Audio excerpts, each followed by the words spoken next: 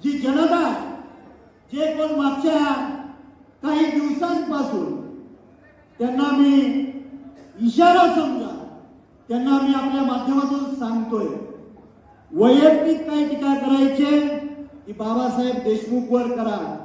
माझं कुटुंब, माझी पत्नी, माझी आई, माझी बहीण, माझे वडील, माझी आजी यांच्यावर जर कुणी खालच्या पातळीला जाऊन जर टीका केली तर बाबासाहेब देशमुख अजिबात खपून घेणार नाही.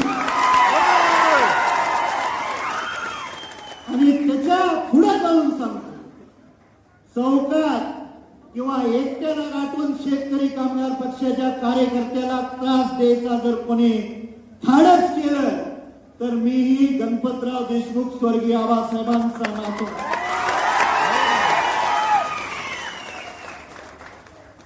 आणि मग मी एक शेर लिहून आणलेला,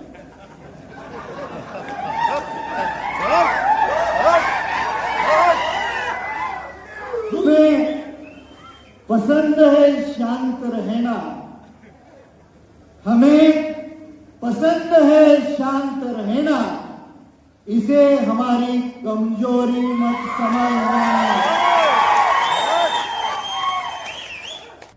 आज जर कोण कुठं बैठका घेऊन, कोण कुणाला फूस लावून जर कोण कारस्थान रचत असेल तर बाबासाहेब देशमुख एकटा खंबीर आहे ते कारस्थान मोडून काढायला.